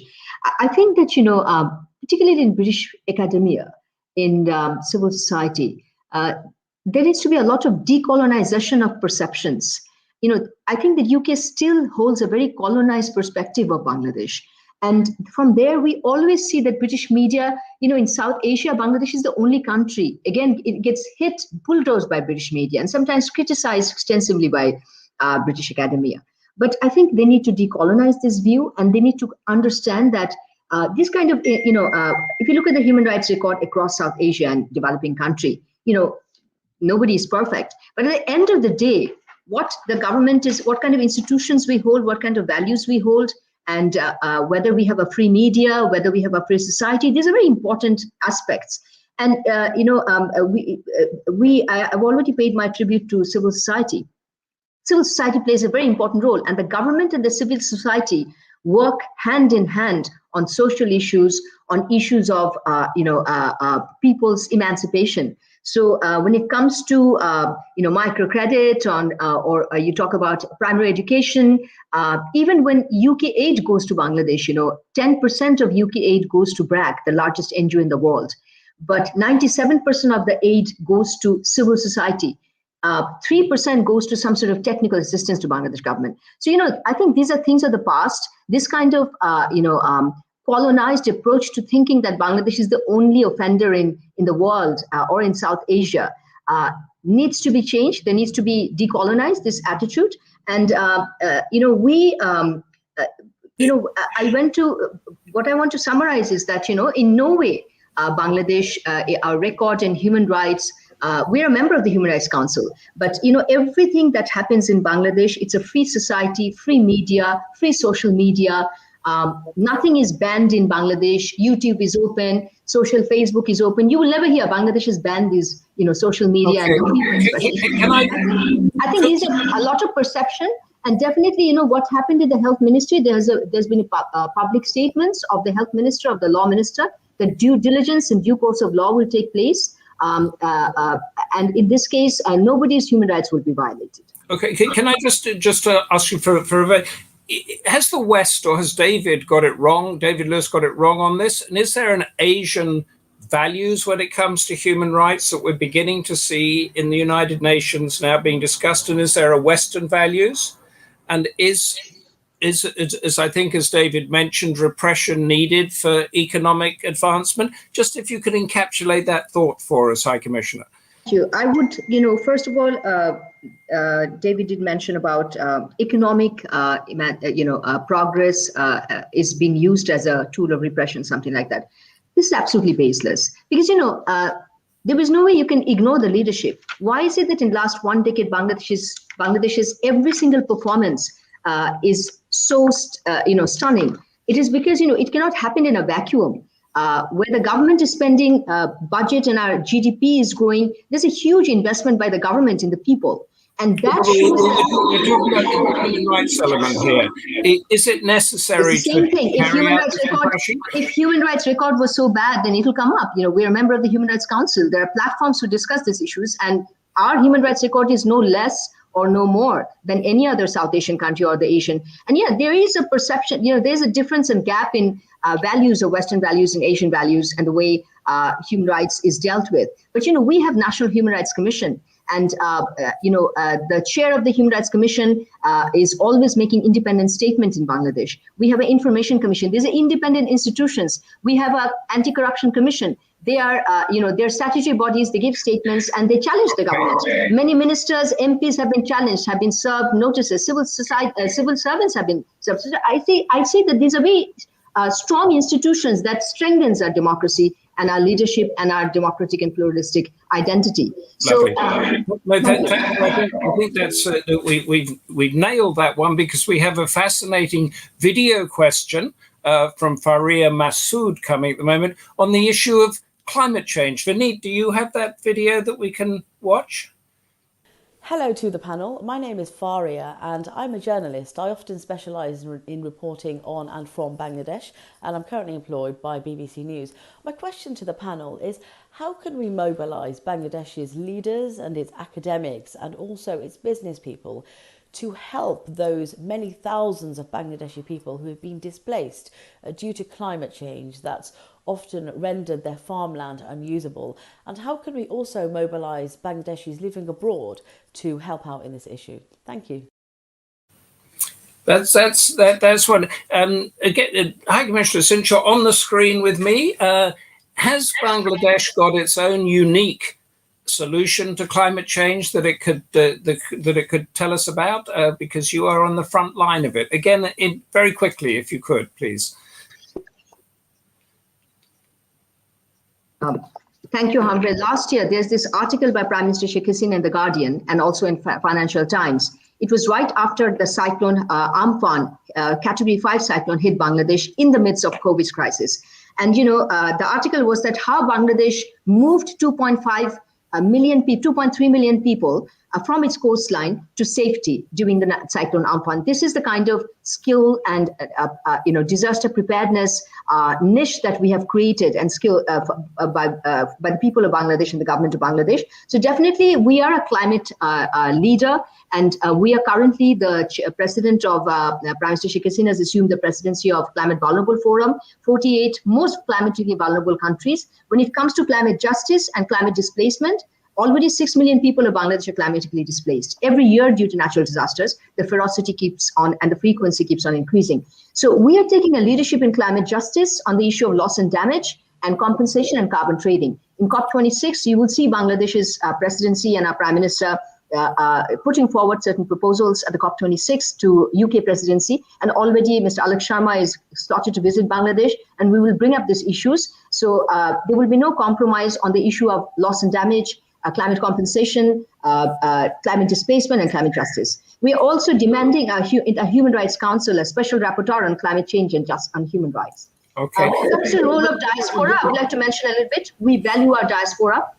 Yeah. You know that we have 10 million overseas temporary migrant workers, 10 million, including 6 million in the Gulf. And they send back to Bangladesh. And that is why, the S&P and the standards, our economic stability, macroeconomic stability is so strong, because our remittance flows into Bangladesh. And from the UK also, our diaspora's role is extremely important and valued by Bangladesh government. And the fiscal policies, smart fiscal policies have helped raise, the record amount of remittances coming from overseas. Okay. So diaspora can play a very important role in climate partnership and climate prosperity partnership. I just like to end with this. Bangladesh at the COP26 is presenting this new climate prosperity plan. It's called the Mujib Climate Prosperity Plan that is coined by our Prime Minister. It's a plan that promotes renewable energy, offshore renewable energy, low carbon development path, and definitely a transition to renewable energy by 2050. So I think that is a very strong leadership. Thank you. Thank you very much, High Commissioner. Now we've got a very little amount of time left, so I want to go around the rest of the panel on 2 questions, and I'd like you, if you can, to answer in just a couple of words. Is Bangladesh going to become a proxy in the Indo-Pacific? And sum up your definition again in 2 or 3 words of what nucleus means. What does it mean to be the nucleus of South Asia? Sobhan, perhaps you could start off, and we'll go round to Syed and MJ Akbar and David Lewis. Very quickly, please. Well, to answer the second question first, I'm afraid I never quite understood what it meant to be nucleus and should have sought clarification on that from the beginning. But anyway, as a proxy, as far as the issue of proxy is concerned, well, I don't see anyone being a proxy of anyone over here. I think Bangladesh is walking a tightrope between 2 neighbors. Our Prime Minister has very sensibly declared that ideally we would prosper the most if our 2 neighbors, in fact, got on a lot better. And in fact, within a collaborative framework of Asian cooperation, as was envisaged by Pandit Jawaharlal Nehru way back in 1946. Okay. All of Asia would be doing a lot better, and Bangladesh and all the other South Asian countries would in fact be looking to their future with much greater optimism. It is this emerging tension between what should really be the greatest assets of the region, having what will eventually be the world's largest economy and the world's 3rd largest economy as your neighbors, should in fact be our greatest asset and not be a potential to anyone. Thank you very much for that. Syed, very briefly, how do you see this concept of nucleus? Yeah, I think Yes. If you're referring to Bangladesh as a nucleus, as a nucleus in South Asia, I think that's very well put, because we are economically we are advancing, as many of my co-panelists have pointed out, and then again on the global scale in such areas as climate change, we have been doing very well. There are problems that have to be resolved. So the nucleus, yes, we are the nucleus. Proxy. So I don't think there's any question of Bangladesh being a proxy, because over the last 10, 12 years, we have seen the government of Bangladesh demonstrating or practicing a foreign policy that is balanced, and the country maintains good relations with India, and it has reached out to China. There also we have good relations, and with Russia we have good relations. The only problem that we have is with regard to Myanmar or Burma, and the refugee situation.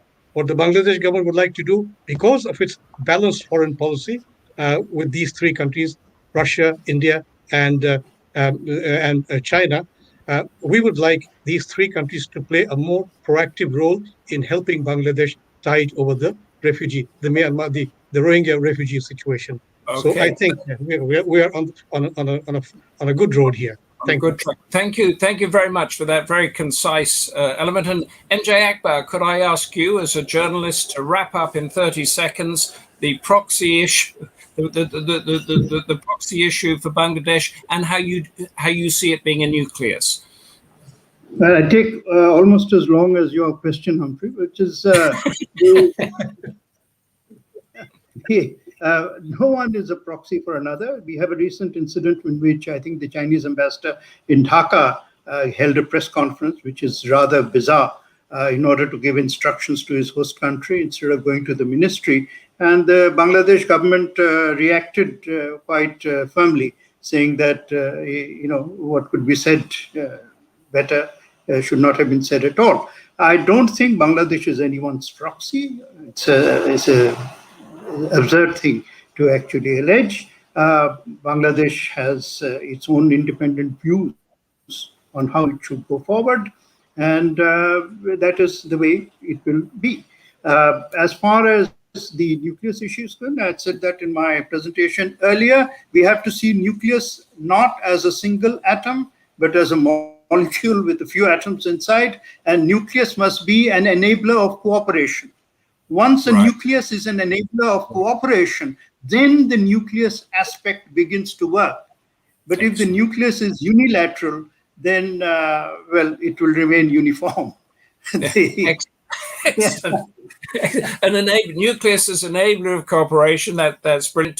The total opposite to a nuclear weapon, which would David Lewis, if you could address those points. You mentioned quite interestingly that no natural resources and geopolitically relatively irrelevant. Could it become a proxy, and in what way is it a nucleus? Okay, well, I guess all sort of relatively small countries risk becoming proxies, but I don't think there's any real danger of that happening to Bangladesh because of its adeptness in playing its strategic position very effectively. So I think it's at the juncture of Southeast Asia and South Asia. It's in a position to manage, I think, relationships between its very large neighbors. So I think it remains, non-aligned in that sense, and I'm fairly confident about that as a future path. On the nucleus thing, I'm also slightly puzzled by the nucleus idea, but I think Bangladesh is increasingly setting the pace in South Asia in relation to many of those key issues that I mentioned. So I think rather than a nucleus, I'd rather describe it increasingly as an exemplar of, very important ideas and trends. And in fact, I'm just going to slip in a piece of publicity for another panel that I'm organising at the LSE tomorrow afternoon on what Bangladesh can teach the world about climate change. Okay. Which I hope to attract some more audience to. Excellent. On that exemplar theme. Well, thank you. Exemplar Nucleus. We have that's very interesting from Ajay Singh. There are no Asian values in human rights. There are universal human rights, which is very much a debate that is going on now between China and the US, and all of that over the Indo-Pacific, of which we now go to Barry Gardiner, the chair of the Democracy Forum, who has been listening in to us all and will join us the dots and sum up everything we've been saying. Barry, the screen is yours. Muted, I think. Am I audible now? You now, Barry. So the screen and the audio is yours. Can I first of all say that of all the Democracy Forum events, which I have summed up over the past few years, I cannot recall one where I have been more enlightened by the speakers and the discussion. I think this has been an absolutely first-class discussion, and I'm really grateful. I've learned so much. Lord Bruce, of course, started by setting out the 4 pillars: nationalism, secularism, democracy, and socialism. And I think what has unfolded over the past couple of hours is the perception that a structure on 4 legs is stable. A structure on 3 legs is less stable. And a structure on 2 legs actually has collapsed.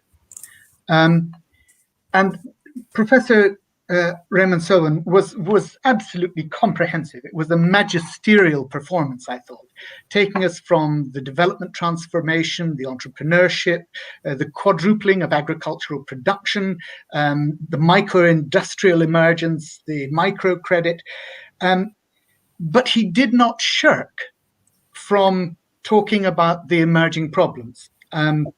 He referenced the migrants that are coming into the cities, and of course, the subsequent discussion with Her Excellency and Faria speaking on climate change, absolutely 2.5 million people able to be evacuated because of the cyclone storm Amphan was an extraordinary occasion in May of last year.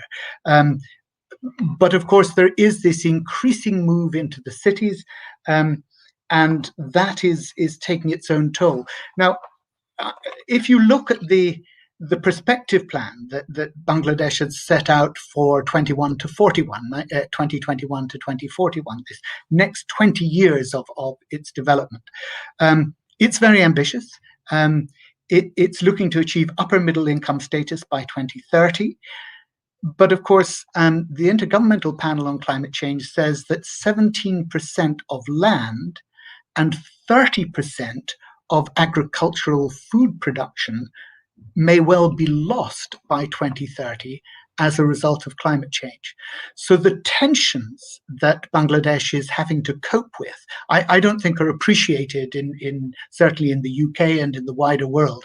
Clearly they are appreciated in Bangladesh, but that move, that migration from the cities is beginning to cause, I think, serious problems. And he talked about political parties motivated more by, he put it so much more eloquently than I could, but I captured simply political parties more motivated by financial gain than public good, and a much less egalitarian society. And of course, Y.S. Gill in the commentary in the chat said, how will governments curb the fanatical groups? And there's a link here, of course, because the corruption, and for all that the High Commissioner said, it's undeniable that Bangladesh ranks as 139th out of 168 countries on the International Corruption Index.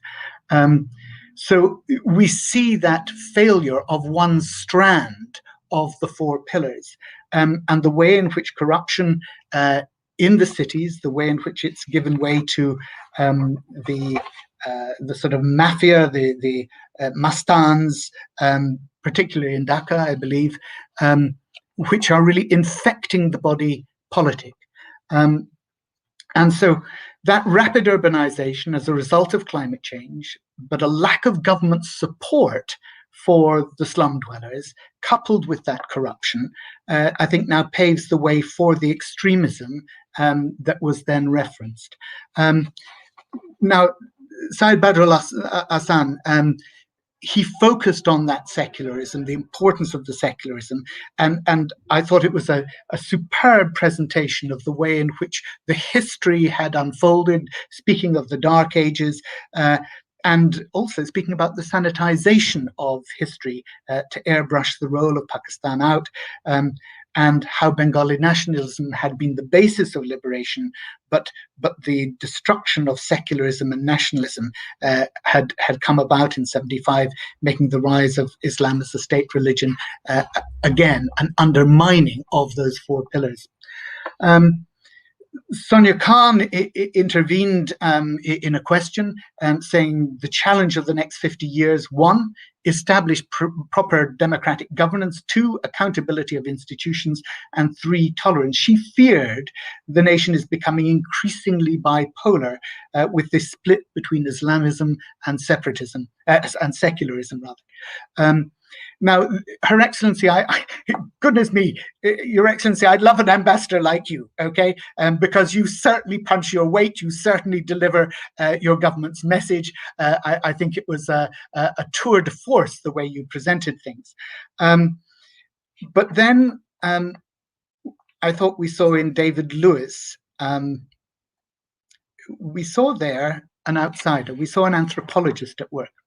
I once watched a crow in Kew Gardens, and the gardens had laid fresh turf over a muddy patch where people trampling it had got it all muddy and disgusting. And the new turf looked lovely. But what the crow did was it got its beak and it picked up the corner of the turf and pulled it back so it could get at the bugs and the beetles underneath. And I felt that actually what David Lewis did there was precisely that. He's an anthropologist. It's his job to look dispassionately, objectively at human behavior from the outside. And of course, his view chimed very much with MJ Akbar, who spoke of economic cooperation, energy cooperation, and cooperation on extremism as being fundamentally important. He spoke about the great achievements in education, health, women's development, climate action, and microcredit. But he did highlight the concerns, and what a phrase that was when he said, the trends within this once vibrant civil society. The trends within this once vibrant civil society were the cause of concern. So the decline of rights-based society, the co-option into the political elite, the human rights concerns that come from that, and the patchy record of protecting independent and critical voices. These are the things which are causes of great concern. But I want to focus back, Your Excellency, on what you said as the High Commissioner, when you spoke of the fourth strategic dialogue with the UK, when you spoke of the clear friendship that there is between the UK government and the Bangladeshi government, and the need to have partnership on digital, climate, skills, and counterterrorism. I welcome that. You were very forceful, I thought, in quite correctly, when you spoke about COP26 and the need to talk about loss and damage and to get financial redress.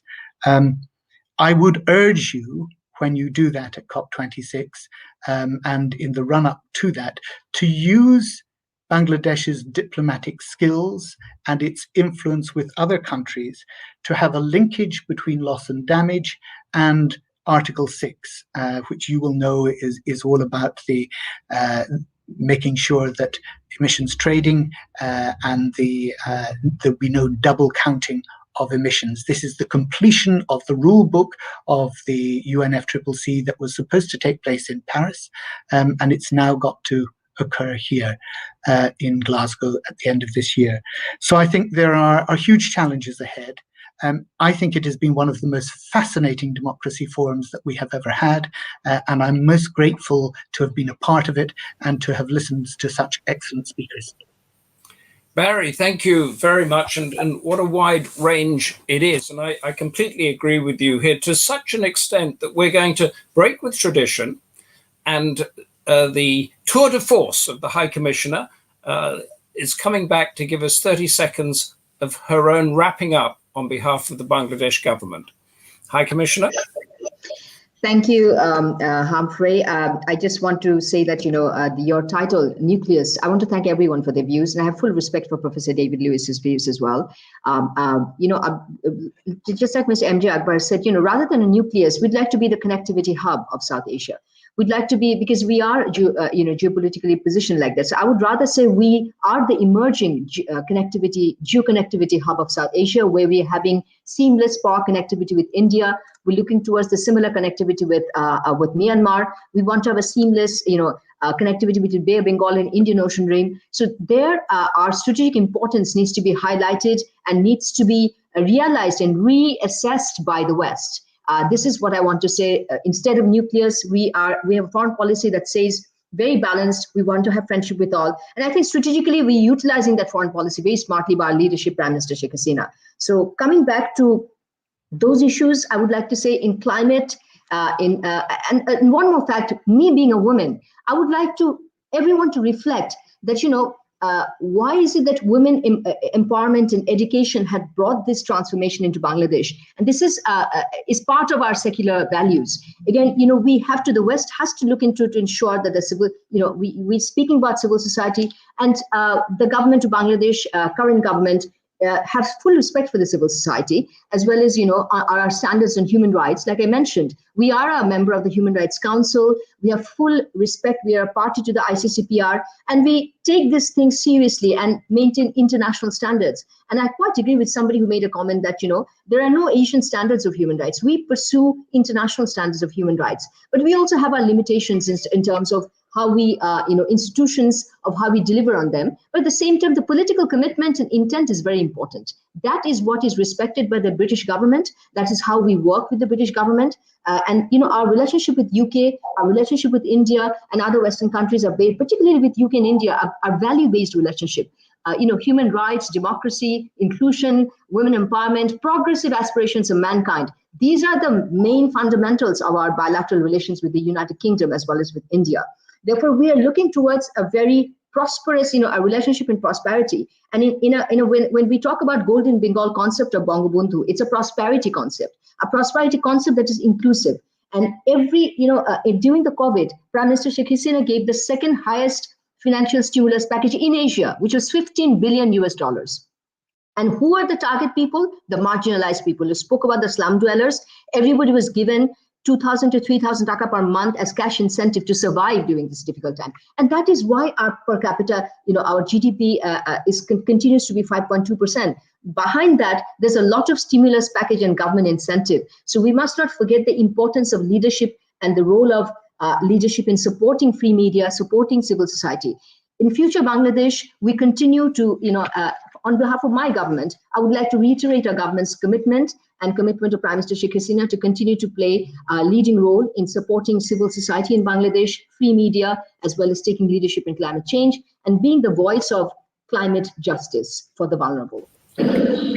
Thank you so much for that summing up of being a balanced hub of South Asia, Nucleus as possibly. Now, we're moving on to our June webinar on June the 17th, 2 o'clock, the normal time, Understanding Pakistan's Overtures for Peace with India. Is China the elephant in the room? And then on July the 14th, assassination of political exiles from Pakistan. Has the West lost the will to protect freedom to dissent? The Democracy Forum, we do not shy away from the big issues. Its sister publication, Asian Affairs, has a lot of material in it from experts that you will not find in any of the mainstream press. Thank you to the panel. Thank you, High Commissioner. Thank you, Lord Charles Bruce. Thank you, Barry Gardiner, and everybody for taking part in this webinar. Thank you, the team of Democracy Forum, Vineet Johri. Are you there, Vineet? He's been putting us on and off screen throughout flawlessly. Thank you for that. And for all of you out there, goodbye and stay safe.